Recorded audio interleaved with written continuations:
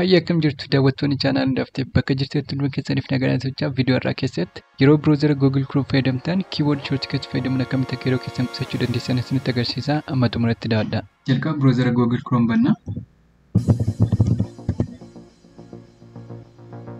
Haala kanaan erga bantanii booda fakkeenyaaf taabii kanarratti websaayitii tokko bantanii fayyadamaa jirtu jennu.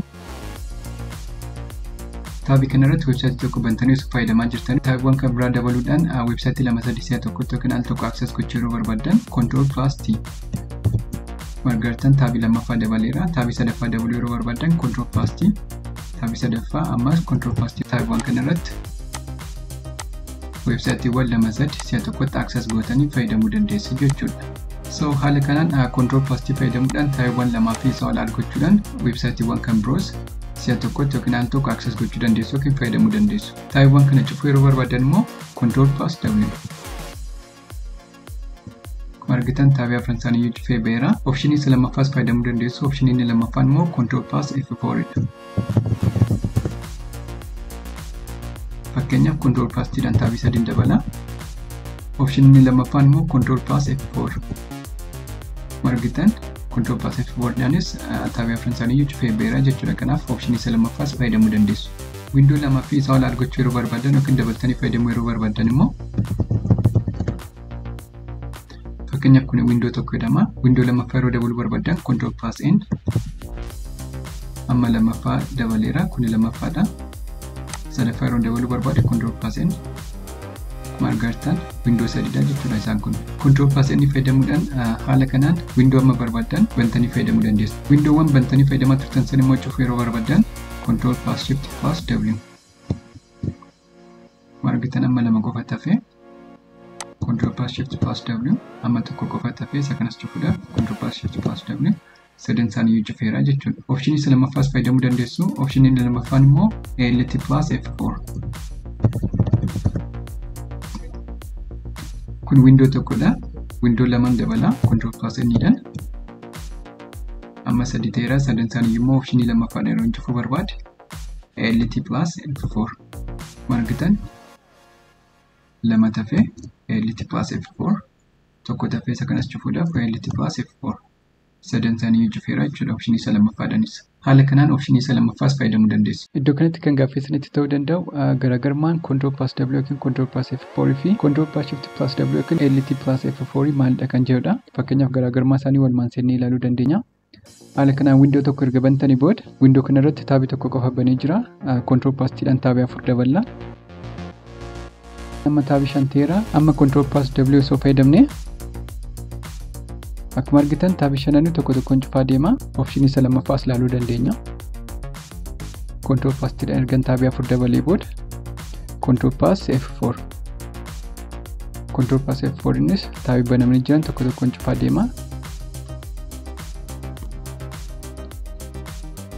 Amma immoo Ctrl+Shift+W fayyadamna. Akkuma argitan guutumaan guututti taabii 5 banamanii jiran hunduma isaanii cufee ba'e. Opshinii isa lammaffaas fayyadamuu dandeenya.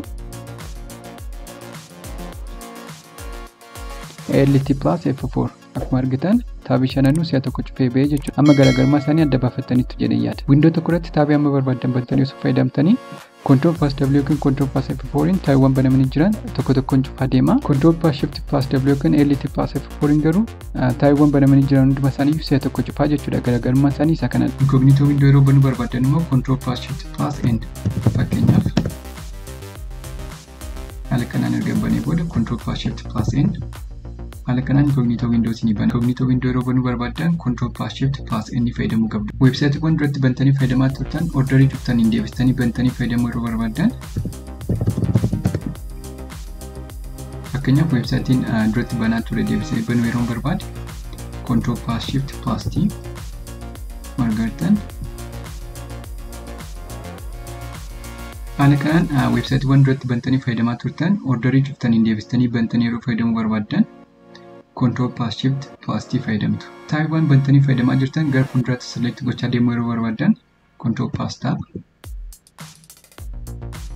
margartan gara fuulduraatti select gochaa deemaa jira.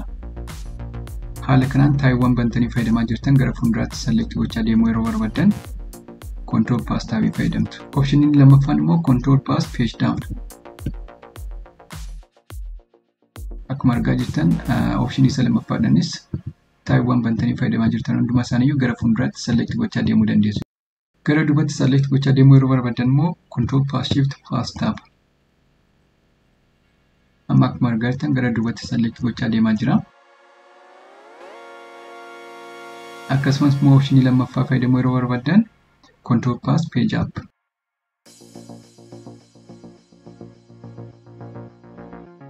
Haala kanaan optionii isa lammaffaas fayyadamuu dandeessu. Fakkeenyaaf taabii 8 bantanii osoo fayyadamaa jirtan immoo 8 isaaniiyyuu lakkoofsaan access gochuu yeroo barbaadan yookiin select gochuu yeroo barbaadan fakkeenyaaf amma taabii 4tu banamee jira. Control plus T fayyadamuudhaan taabii 4 hin dabala. Amma akkuma argaa jirtan taabii 8 banee jira. Fakkeenyaaf taabii 8 bantanii fayyadamaa jirtu yaa jennu taabii 8 isaaniiyyuu lakkoofsaan access gochuu yookiin select gochuu yeroo barbaadan control plus 1 amma 8 fayyadamtu. Control plus 1 taabii tokkoffaa select godhaan control plus 2 taabii lammaffaa control plus 3 taabii sadaffaa control plus 4 taabii arfaffaa control plus 5 taabii shanaffaa control plus 6 taabii ja'affaa control plus 7 taabii torbaffaa control plus 8 taabii saddeettaffaa select godhaa jechuudha. Kana malees randomly select gochuu dandeessu. Fakkeenyaaf control plus 6 taabii ja'affaa control plus 3 taabii sadaffaa control plus 5 taabii shanaffaa control plus 7 taabii torbaffaa control plus 1 taabii tokkoffaa. So haala kanaan orderii qofaan osoo hin taane randomly access gochuu dandeessu yookiin taabii banamanii jiran hunduma isaaniiyyuu randomly select gochuu dandeessu. Taabii sadumarra jiru select gochuu yeroo barbaadan immoo control plus 9. Akkuma argaa jirtan taabii tokkoffaa irra turre control plus 9 fayyadamnaan taabii sadumarra jiru select godhaa jechuudha. Taabii amma barbaadan bantanii osoo fayyadamtanii taabii tokko amma 8 kan jiran control plus 1 2 3 4 5 6 7 8 jettanii access gochuu dandeessu yookiin select gochuu dandeessu. Control plus 9 dhaan garuu taabii sadumarra jirudha kan select gochuu dandeessan. Taabii saglaffaa osoo hin taane sadumarra jiru. Fakkeenyaaf amma akkuma argaa jirtan taabii 10tu banamee jira. Lakkaa'uu dandeessu. 1 2 3 4 5 6 7 8 9 10. Taabii 10tu banamee jira. Tokkoffaa irratti deebi'uudhaaf control plus 1 control plus 9 yeroo click godhu isa kurnaffaa banaa jechuudha saglaffaa osoo hin taane. Argitan control plus 9 isa kurnaffaa select godhe saglaffaa osoo hin taane. Haala kanaan taabii amma barbaadan bantanii osoo fayyadamtanii taabii sadumarra jiru select gochuudhaaf control plus 9 fayyadamtu. Taabiiwwan bantanii fayyadamaa jirtan immoo iddoo isaanii jijjiiruu barbaadan fakkeenyaaf weebsaayitiin amma argaa jirtan kun taabii arfaffaa irra jira. Tokkoffaa irra geessuu yeroo barbaade control plus shift plus page up. Argitan hamma tokkoffaa irra geesseera. Weebsaayitiin amma argitan kun immoo arfaffaa irra jira. Lammaffaa irra geessuu yeroo barbaade control plus shift plus page up. Haala kanaan taabiiwwan bantanii fayyadamaa jirtan iddoo isaanii jijjiiruu yeroo barbaadan control plus shift plus page up fayyadamuu dandeessu. Akkasumas immoo weebsaayitii kana taabii arfaffaa irra yeroo geessuu barbaade control plus shift plus page down. Argitan amma arfaffaa irratti fideera. Isa kana sadaffaa yeroo gochuu barbaade control plus shift plus page down. Haala kanaan control plus shift plus page down fi page up fayyadamuudhaan taayiwwan fayyadamtan iddoo isaanii jijjiirtanii fayyadamuu dandeessu. Weebsaayitii tokko bantanii osoo fayyadamaa jirtanii step tokko duubatti deebi'uu yeroo barbaadan alt plus left arrow. Akkuma argaa jirtan gara new taabitti na dabarsee gara fuulduraatti step tokko yeroo darbuu barbaade alt plus right arrow. Haala kanaan weebsaayiticha na banee alt plus left arrow yeroo click godhu new taabitti kan na dabarsu. Weebsaayitii kana banuu kootiin dura jalqaba new tab irra ture. Yeroo Chrome banu new tab banee new tab erga banee boodadha kana weebsaayitii kana click godha jechuudha. Kanaaf step tokko duubatti yeroo siqsitan gara new tabitti sin dabarsa. alt qabdanii left arrow yeroo click gootan gara new tabitti sin dabarsa yookiin gara home page'itti sin dabarsa. alt qabdanii right arrow yeroo click gootan immoo gara weebsaayitichaatti sin dabarsa. Isaan kanas ilaaluu dandeenya.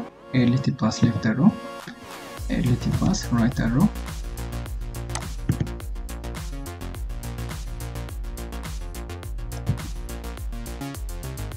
Haala kanaan weebsaayitiiwwan adda addaa yeroo fayyadamtan gara duubatti step tokko deebi'uu yeroo barbaadan yookiin immoo gara fuulduraatti step tokko siquu yeroo barbaadan alt plus left arrow akkasumas alt plus right arrow fayyadamtu. Akkasumas immoo weebsaayitii tokko haala kanaan bantanii osoo fayyadamaa jirtan gara home page'itti akka isin deebisu yeroo barbaadan alt plus home.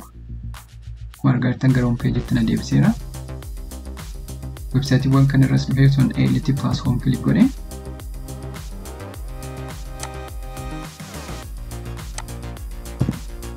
haala kanaan weebsaayitiiwwan fayyadamaa jirtan irraa gara home page'itti akka isin deebisu yeroo barbaadan alt plus home fayyadamtu. Akkasumas immoo windoo lamaa fi isaa ol bantanii osoo fayyadamaa jirtan hunduma isaanii si'a tokkotti cuftanii bahuu yeroo barbaadan fakkeenyaaf amma windoo tokko qofaadha lama dabaluudhaaf control plus n control plus n amma 3 ta'eera. Fakkeenyaaf sadan isaaniiyyuu si'a tokkotti cufee yeroo bahuu barbaade alt plus f then x.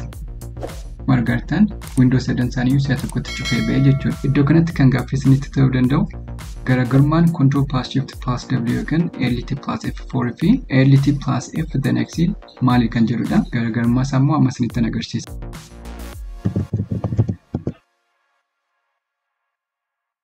Kun window tokkodha. Window lamaffaa dabaluudhaaf Control plus N. Window lamaffaa dabaleera Control plus N window sadaffaa.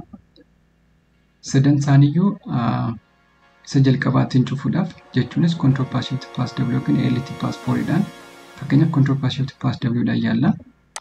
Control plus Shift plus W window sadaffaa cufee lama tafee Control plus Shift plus W lammaffaa cufee tokko tafee sadaffaas cufeera. Sadan isaaniiyyuu cufuudhaaf Control plus Shift plus W si'a sadiin fayyadamee jechuudha. Opshiniin lammaffaan window laman dabala Control plus N dhaan akkuma argitan amma sadi. Option isa lammaffaadhaan immoo ALT plus F4 tokkoffaa cufee lama tafee ALT plus F4 lammaffaa cufee tokko tafee ALT plus F4 sadaffaa cufee. Option lammaffaanis window sadan isaanii cufuudhaaf si'a sadiin fayyadamee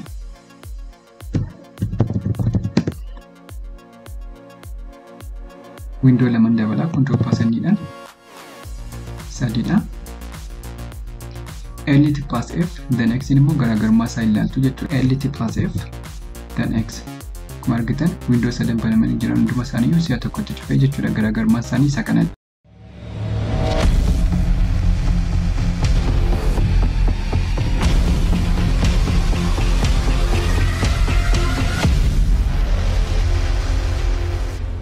Tole daawwattoota keenyaaf viidiyoon irra qabadee isin yaadde kana fakkaataa yoo jaallattan like godhaa. Akkasumas yaadaaf gaaffii yoo qabaattan koomentii irratti naaf barreessaa. Yeroo itti aanu viidiyoo kan biraan ammaan deebi'utti turtii gaarii.